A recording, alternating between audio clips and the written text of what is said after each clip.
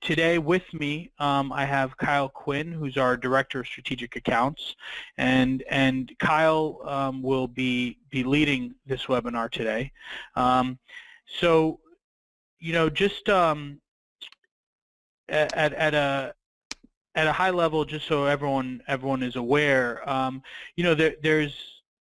there's for every Google Apps admin.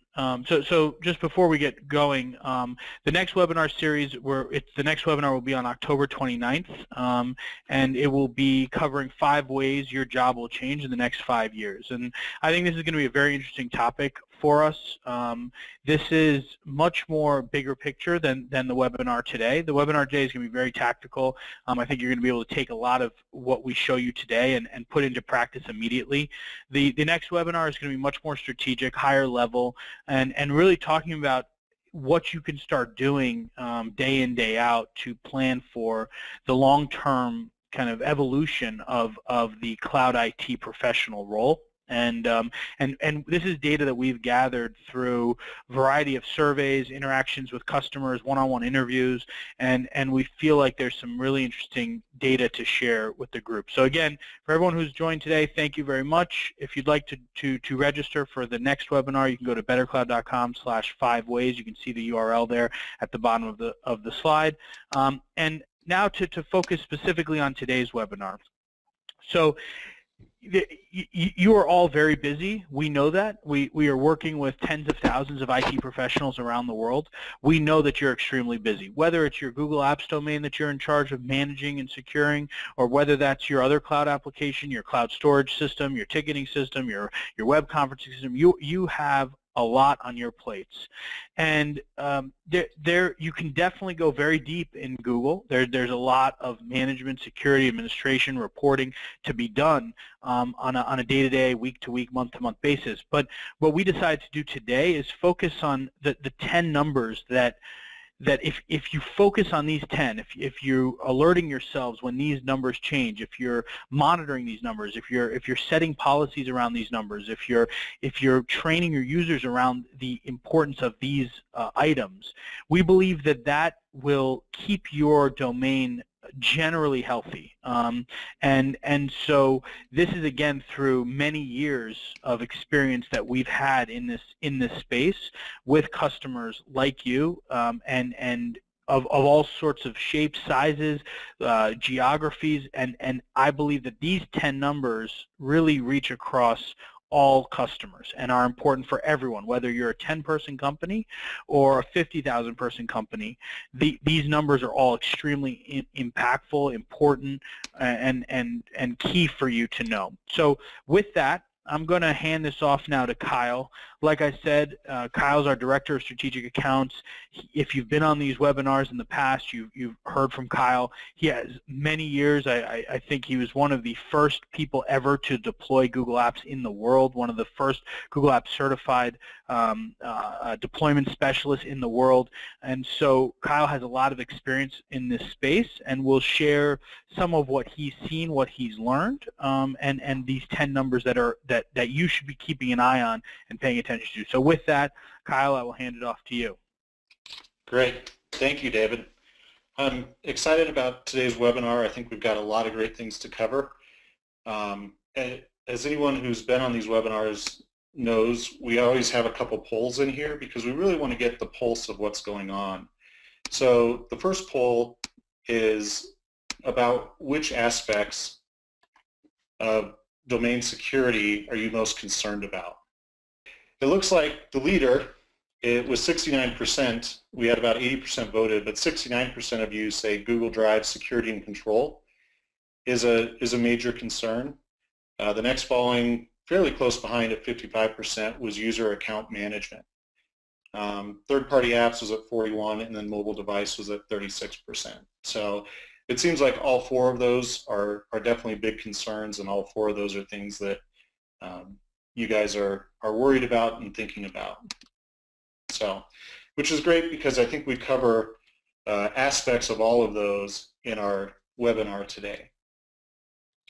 So with that, I'm going to get into the content of the 10 numbers to know. One of the things to keep in mind, as any admin knows, anyone who's spent time administering or running systems or configuring systems, narrowing it down to 10 numbers is a little bit of a difficult task, because depending on your exact role, your 10 numbers may be a little bit different from other users or other administrators' 10 numbers.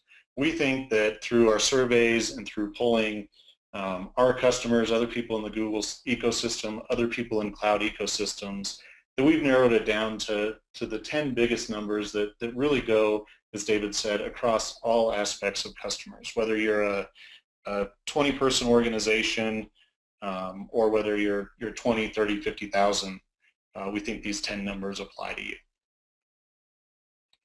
So the first one, again, to start off with kind of the biggest thing, is literally the number of super admins. And this is something that keeping in mind that super admins have really the keys to your kingdom. They have the access to Google. Within a few short clicks, they could literally turn off your whole Google Apps instance. They could delete accounts, wipe out mail, do a lot of different things very quickly with super admin access. So we think that this is a number that you should always pay attention to, always be aware of how many people have super admin access, and the ways to really mitigate this risk and to bring down this risk within your environment. The first one is reduce the number of overall super admins. Again, depending on when you migrated to Google Apps, you may have accounts that were out that are actually controlled by the partner that migrated you over that still happen to have super admin access. You might have super admins that have moved on to a different role within the company. You might also have super admin access to applications. Maybe you set up a super admin access to run your BlackBerry server that you no longer leverage, but the account is still sitting out there. So you want to make sure that you're always aware of them, and you want to reduce that number down as much as possible. We have some very large customers in the 10, 15,000 user range that are running around 4 to 5 super admins because they've taken it upon themselves to reduce that number. One thing that I note in there, and always keep in mind, you always want more than one super admin. You want to reduce it as much as possible, but one is too small of a number. You're at kind of a single point of failure. Someone wins the lottery and flies off to Mexico. You're suddenly, have difficulty accessing your domain because your super admin's in Mexico. So keep in mind that you want more than one, but you definitely want to reduce the number as much as possible. We also recommend regular reviews, and we recommend that this is almost scheduled, that you schedule it every 90 days or every 180 days, that you're going to take a look and review all the super admin access, but all of the other access levels within your domain. Admin access is a very powerful thing, and you want to make sure that you're applying it right and controlling it correctly. We also recommend leveraging other tools. Again, the control panel offers you a lot of control. There are access rules where you can limit some of that, but there's also things that you can offload to other applications, or you can leverage access rules within other applications to limit that access. And what that does is it really allows you to have very granular control and very small number of users that are accessing the control panel that have access to things that you potentially don't want them to have access to. And the last point on this is require two-factor authentication for all super admins. And a lot of people think off the bat, well, this doesn't apply to my organization. We leverage SSO. Keep in mind that super admins, and rightfully so, can log directly into the control panel. So they can bypass SSO and access the control panel from anywhere in the world. And the reason for this is, if something happens with your SSO system and you need to go in and reconfigure it, maybe part of your network goes down, so you need to point to a different set of IPs or something like that, the super admin needs to log in and be able to make those changes. So that allows them to log in with just their email address and their Google Store password. Again, as we all know, passwords are very easy for people to guess, people to compromise, those type of things. So we recommend that all super admins are required to have two-factor. And what that does is just force them to enter their username, password, and then they're going to, depending on how you configure it, whether it be a security key or a text message to their mobile device, It'll just offer a second factor to make sure that they truly are the super admin and that they're accessing as they should. The next number is the number of publicly shared documents. And I'm going to butcher the quote, it's not going to be a direct quote, but I saw a quote the other day that said, it used to be very difficult and expensive to make things public. Nowadays, it's very difficult and expensive to keep things private. And that's really kind of the shift that we've had. It used to be that, you know, if I was working in an organization and I wanted something posted out public, whether it be on the website or whether it just be so that someone outside the organization could access it, it involved a process. I had to maybe go to the web developer. I maybe had to take certain steps to do it. Now, almost everyone in your organization, with a matter of 1 to 2 clicks, can publish something out so that it's public, so that the search engine scrollers are going to be able to see it and index it, so that people outside your domain can access it without you being aware of them accessing it. So it's definitely changed, and you definitely want to make sure that you're aware of this risk and you're sensitive to what type of data is out there, how many documents are out there. Again, some of the recommendations that we make is configure your OUs to restrict publicly sharing documents. Again, there's a definite need to publicly share documents. It's a definite collaboration thing. It can help your business move faster, get things done quicker. So it's definitely a powerful tool. But there are certain members of your organization that maybe it's not the right tool for them, whether those be temporary employees or contract employees, whether those be your HR department or your finance staff, whatever the case may be. Really take a review of your OUs and see where you can restrict that and maybe lock down that access. We also recommend that you review and maybe disable the publish setting in the admin console. Publish is a newer concept within Google Docs that again allows people to publish or publicly put things out there. But since it is new to Google Docs, it's not always tracked by the various tools that are out there to track public documents. So again, you want to pay attention to that. You want to make sure that that's only turned on for people and organizations that absolutely need to use it. We also recommend that you review and configure your default settings. Most organizations set their default settings that everything is private. That's usually the recommendation. But you also want to make sure that you're reviewing all of the other defaults beyond that. Make sure that you're prompting users where appropriate if they're sharing publicly or sharing outside the domain. Those type of things give users just a secondary notice of, hey, you are doing something here, pay a little bit closer attention. And it helps prevent that accidental sharing. It helps prevent that, you know what, I'm sending it to this person, but I accidentally typed in their personal email address versus their work email address, or I'm sharing this publicly, wait, am I sure I want to do that? Those kind of things. We also strongly recommend that you leverage a DLP solution. It's the only real way to monitor sharing and monitor content real time. So particularly if you're a PCI shop, if you've got HIPAA regulations, FERPA, any of those type of regulations, a DLP solution is going to go through your Drive documents. It can allow you to have further control on public sharing, but it can also allow you to in near real time, take action on those documents, pull back the sharing, do those kind of things. So last item on here is review your process and policy around document transfers when a user leaves. And this is a big thing. We actually had an organization that did some searching on publicly shared documents.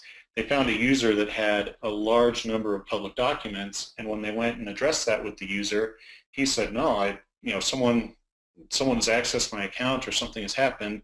I can count, on one hand how many times I've shared a document publicly. Well, what had happened is several employees had left and their documents had been transferred to this user, and they had publicly shared documents. He wasn't aware they were publicly shared. He didn't have any real insight into them. They were just transferred over to him. So again, keeping in mind that you want to make sure that if you are transferring documents, if you're transferring them all to a lot of organizations pick a single account and transfer all the documents there. that you're paying attention to which of those documents are public and taking action on those as necessary. The third number is the number of suspended users. And this goes down at times just to pure economics. Google is going to charge you for a suspended account. Essentially, you're getting charged for them to hold on to that data of that suspended account, but you can't actually use that account. It's suspended, so it can't receive email, you can't access it or log into it. Google's just charging you to store a little bit of data out there. So again, paying attention to the suspended users and the number of suspended users, because it's going to cost your organization money. Again, our recommended policy around suspending users: limit the suspension of users to a set time period. We think that every organization, there's definite reasons to suspend users, but you should make sure that that's a limited time period. It usually happens that when a user leaves an organization, you suspend their account because you want to keep it out there in case someone needs to access the email or maybe documents or something with that account. And that's all very justified. You just want to make sure that you have a set policy around it. Realistically, if nobody has requested any access to that data for 90 days, the data is probably pretty stale and can probably be deleted. Now, for some organizations, it may be longer. It may be 180 days. There may be some retention requirements and that kind of stuff.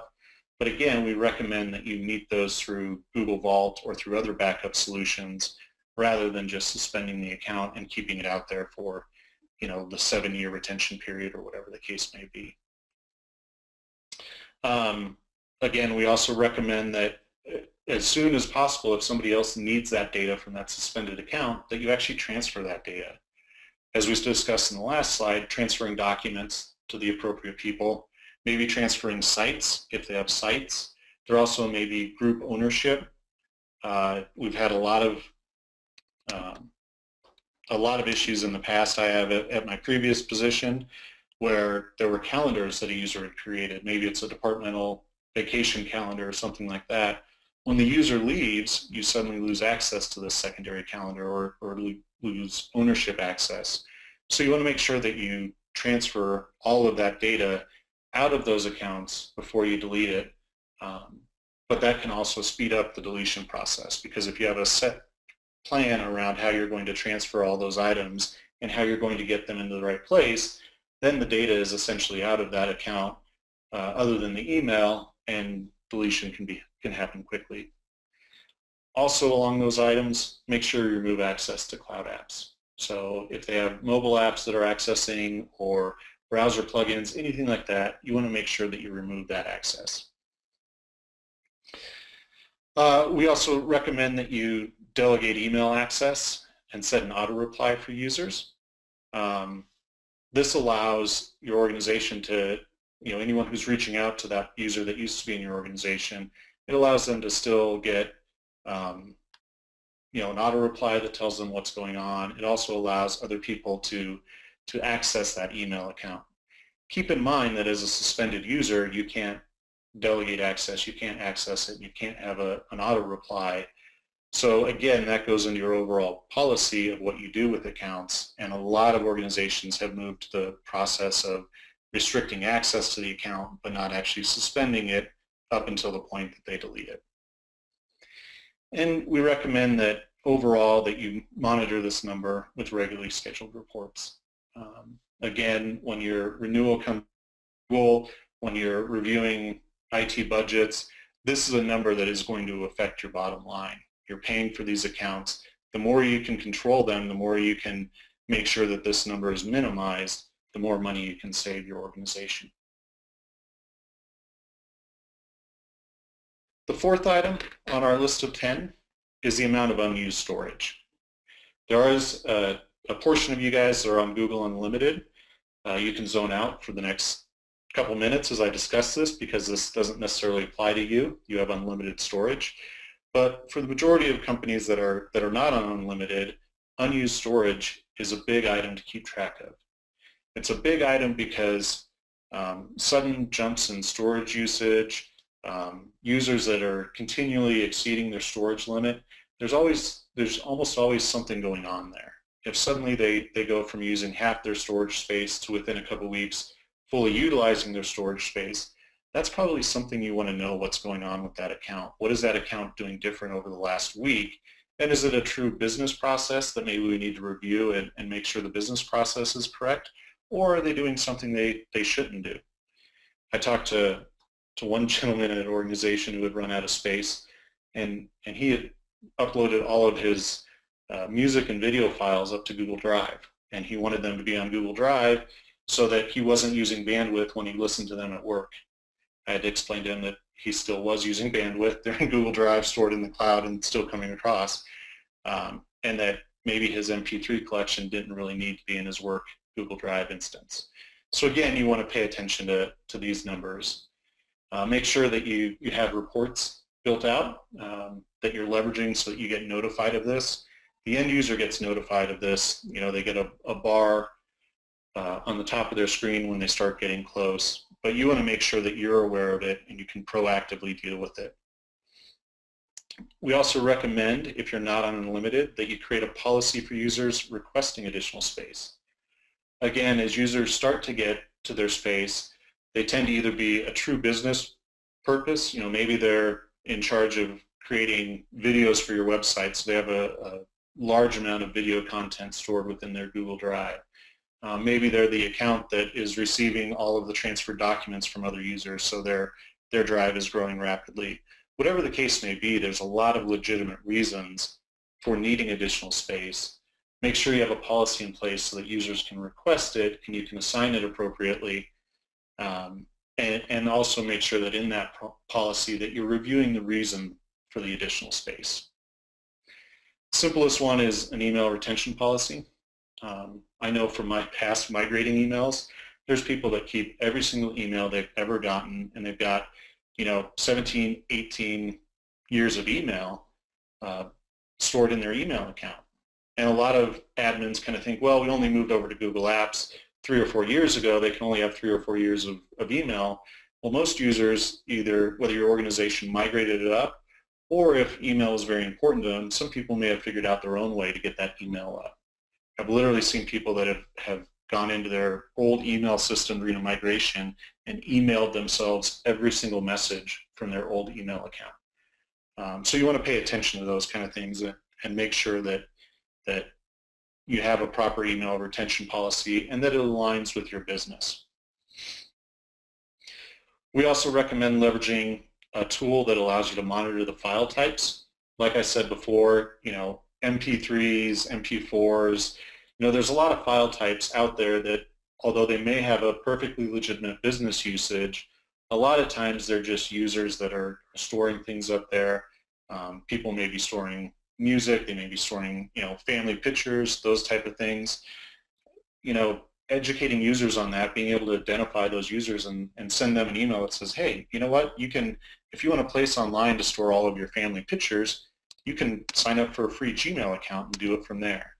So again, educating users on that type of stuff is very important, and having a tool where you can be aware of those type of things.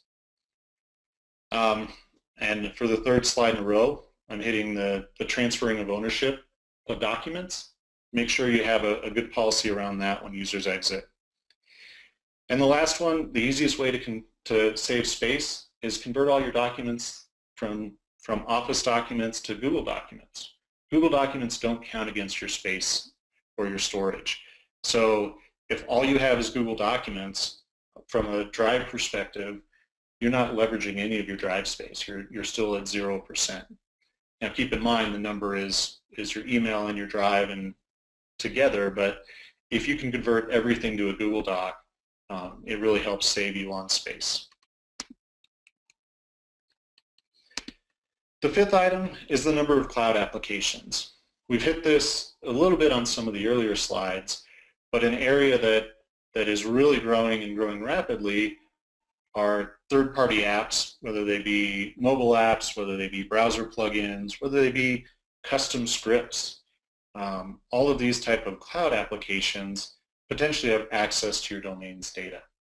They potentially have access, depending on what the user has approved, may have access to read and write drive, read and write email, all sorts of different access within your domain that you want to make sure you're aware of, you want to make sure you're monitoring, and you want to make sure that you're eliminating any applications that you don't want to have access.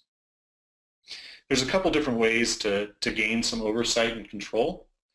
The first one is restricting cloud apps through the admin console and through the tools that Google provides you. Again, in your Drive data access settings, you can set those to prohibit users from installing add-ons. You can also set up a Chrome store access so that you can control what users install on Chrome, what browser plugins, those type of things. You can set up so that they only have access to even review certain apps. So Chrome management offers you a lot of tools around controlling the browser, controlling the Chrome environment on a user's machine. And then the big one is mobile device management. And again, Google has a lot of tools around this. They just came out with iOS whitelisting, not just, I guess it's been a little while, but not too long ago they came out with Android for Work. So again, keeping an eye on mobile devices and what type of apps people are installing on there. And again, we don't necessarily, depending on your organization, you may not care if they install a particular app, but you do care if they install an app that's going to have access to reading your company email or writing emails, those type of things. You want to make sure that you're very aware of that and you're controlling that. We also recommend that you leverage a policy-based tool that allows you to restrict and revoke access for apps. Again, with a lot of the tools that are out there on the market, you can get very granular with restrictions. So you can have a different restriction policy based on the IT department versus the marketing department. Or perhaps it's, these set of users are in a special pilot, so you're going to approve them access to this particular app. So again, the tools allow you to have some policy-based control where you kind of, in a sense, set it and forget it, because the tool is going to take care of the monitoring, they're going to take care of the revoke. You can just go in and look at reports and make sure everything is functioning as expected. And the last area, as with all of these things, educate your users. We had a customer summit last week, and someone referred to the notice that users get when they're approving permissions as the blah blah notice. It could be saying anything, we're going to take your firstborn and we're going to do this, and the user reads it as blah blah okay. They don't necessarily pay attention to what they're approving. They've gotten so many terms of conditions that have popped up and different access requests that they just click OK. They're trained to even IT admins sometimes just click OK.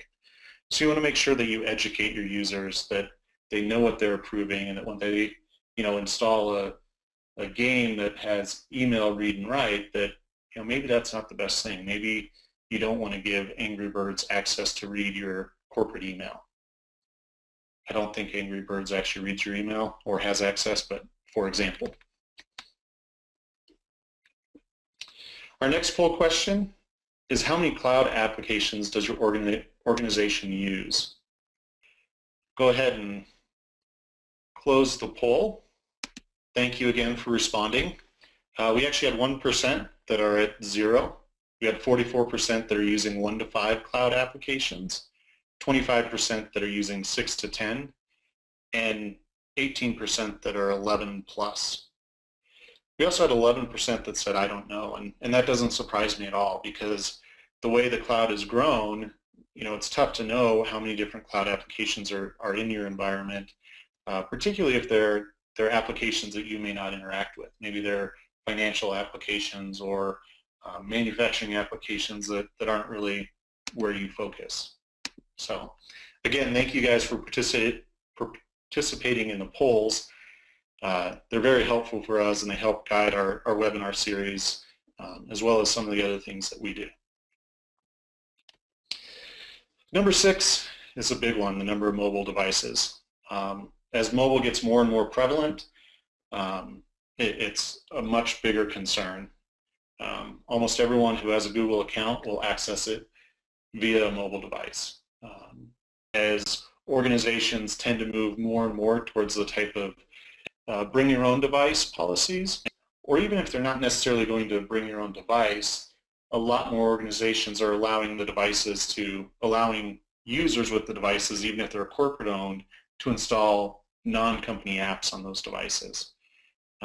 This is really being driven by the user demand of, number one, they want the latest device, and number two, they don't want to carry two mobile devices around.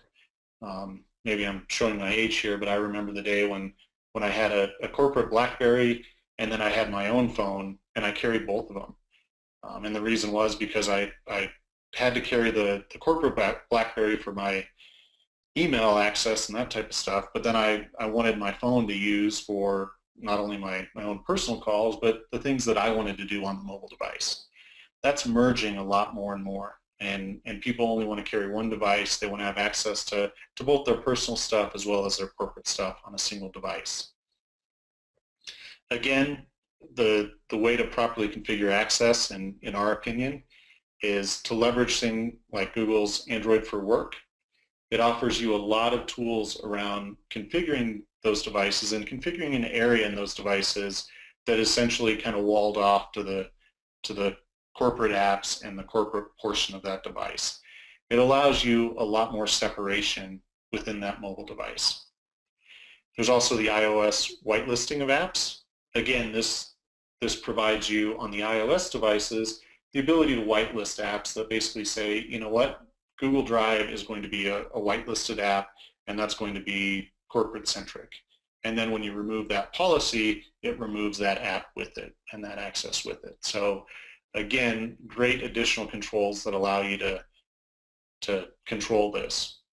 We also recommend that you review the mobile device reports on a regular basis. They can tell you a lot of what's going on in your domain. A lot of times the device process gets a little bit automated, and users are able to switch out devices, you know, when they go after their 2 years or a year and a half, or some real tech people every 6 months and go get their new phone. They're able to almost switch it out kind of on their own depending on your policies. But reviewing those reports will tell you, you know, what's going on in your domain. They'll also tell you general trends. You know, maybe iOS is growing very rapidly all of a sudden within your organization, or maybe Android is becoming a much bigger percentage of your mobile devices.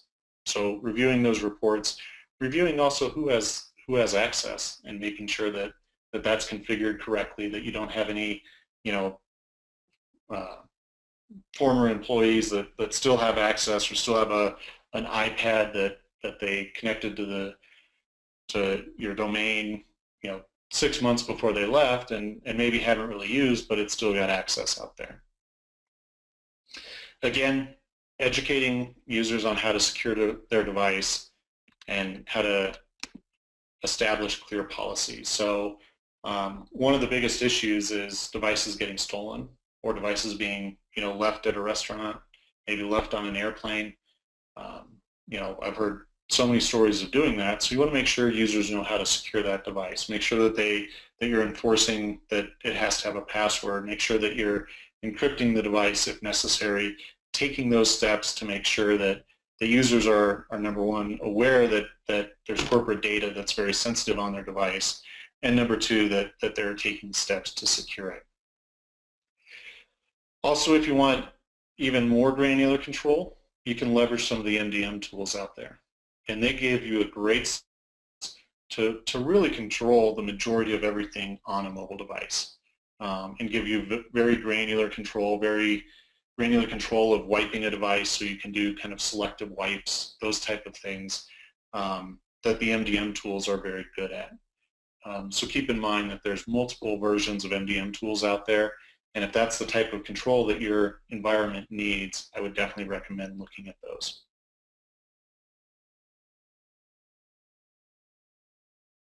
The seventh item on our way to 10 is the number of suspicious logins. This is actually a report, or an alert, I should say. I don't believe it's a report. I think it's an alert. I've always leveraged it as an alert within the control panel. And what it does is when it detects a suspicious login, which means a user is logging in from maybe a device or location that they don't normally log in from, or maybe it's a unique time, Google has an algorithm on the back end that detects these kind of things, and they can notify you.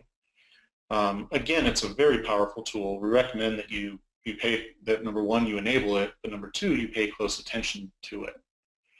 What we've discovered, though, is that it's very difficult for that data by itself to be actionable. There are times where you get an alert and it's from, some location that you're like, okay, there's no way this user is there. I know that this is truly a bad login. I'm going to go take action right now. But most of the time, you get it and you're not really sure. You're not sure if that user is traveling, if perhaps they're doing something unique, some testing or something that has prompted that login.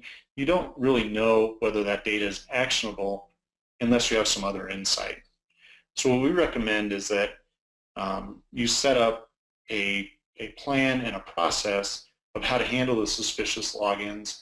And the first key to that most of the time is getting additional information.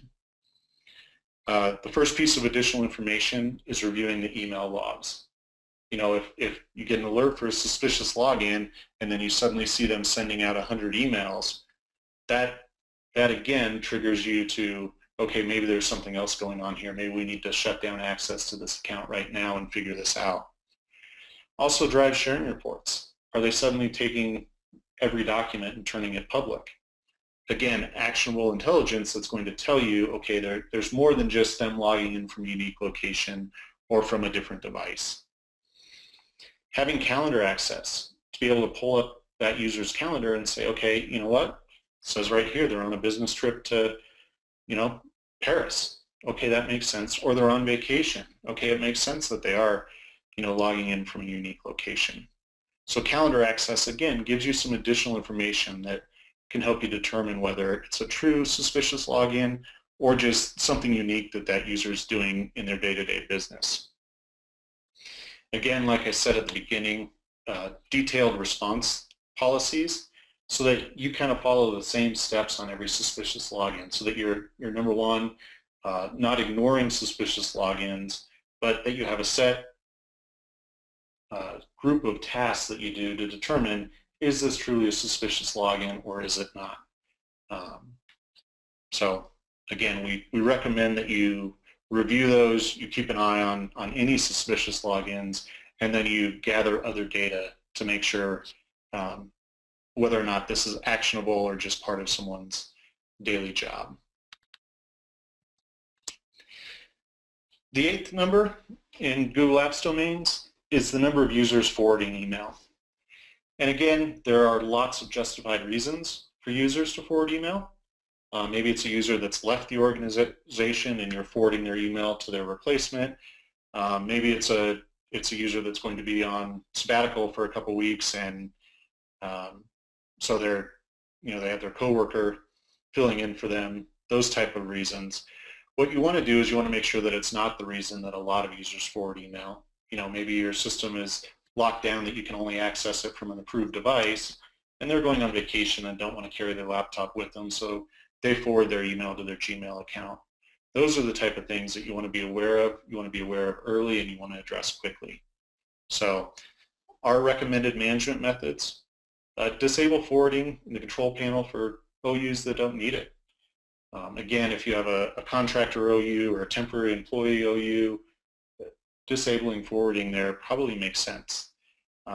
If you have maybe like I said before, in the finance, the HR, the legal department, maybe just as a general policy, you want to block forwarding in those accounts anyways, just to help maintain additional security.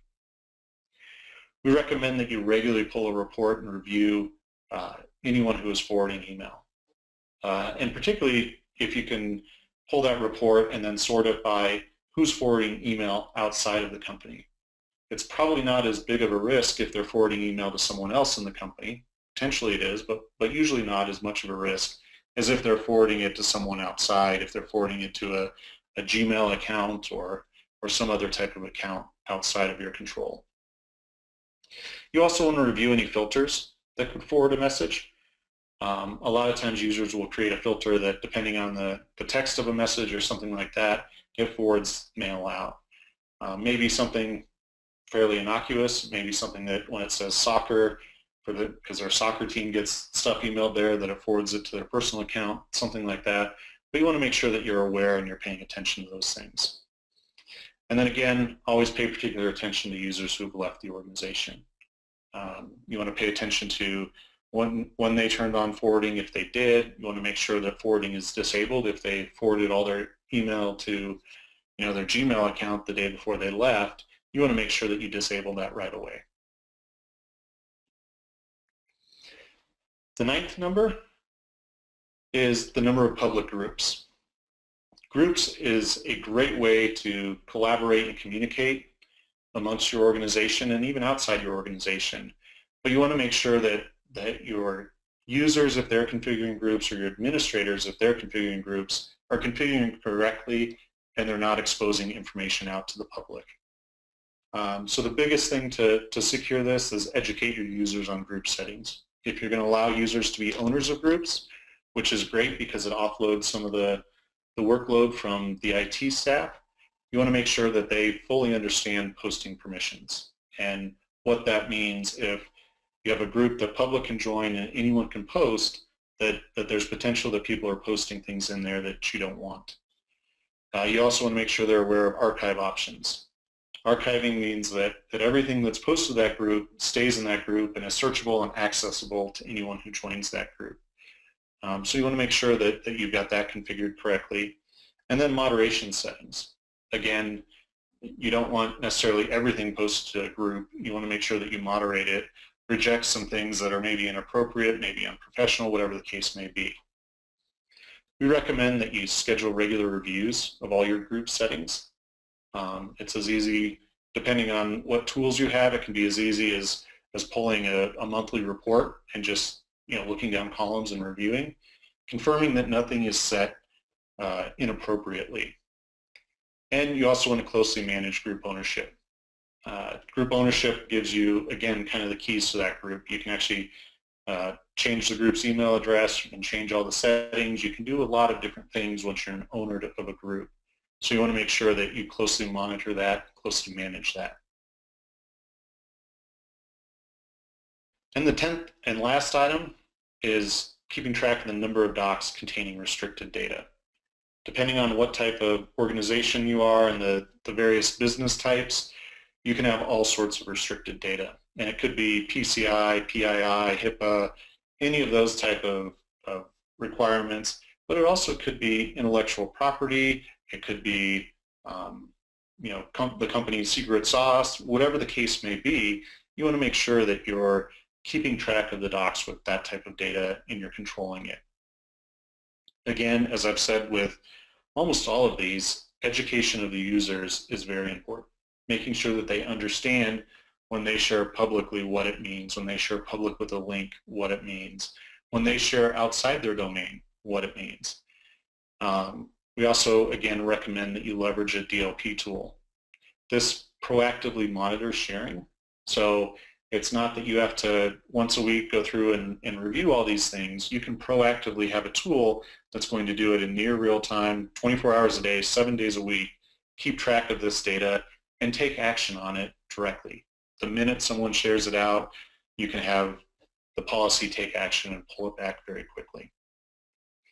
We also, with regex policies and the different tools in a DLP, it allows you to meet most of your compliance needs. You can build a regex for most things out there and really restrict it. DLP tools will also allow you to set up policies by OU, by domain, or by individual user. Again, it's usually not one size fits all for policies. It usually tends to be that depending on the department, depending on the OU, maybe depending on the domain, if you have a subsidiary that's a subdomain, maybe they have different sets of rules. So again, having the flexibility to ensure that your policies are applied correctly and applied to the right groups of people. You should also establish a process for retracting sharing as necessary. Again, if you're not leveraging a DLP, you need to make sure that you have a policy in place that you can go in and retract that sharing. Whether that's through other tools outside of the DLP, whether that's as simple as you have a policy that gives you permission to change that user's password, go in and pull back that sharing. Whatever the case may be, you want to make sure that you have a policy for that. And then you want to make sure that you have reporting standards for violations. So again, someone accidentally shares a document out, it gets pulled back. You want to make sure that it's notified. When they do it the second, maybe the third time, you want to make sure that you have escalation policies so that you know when to take that to HR or to take it to management and say, you know what, this is the third time this has happened over the last month. We need to either educate this user or look into why this is happening.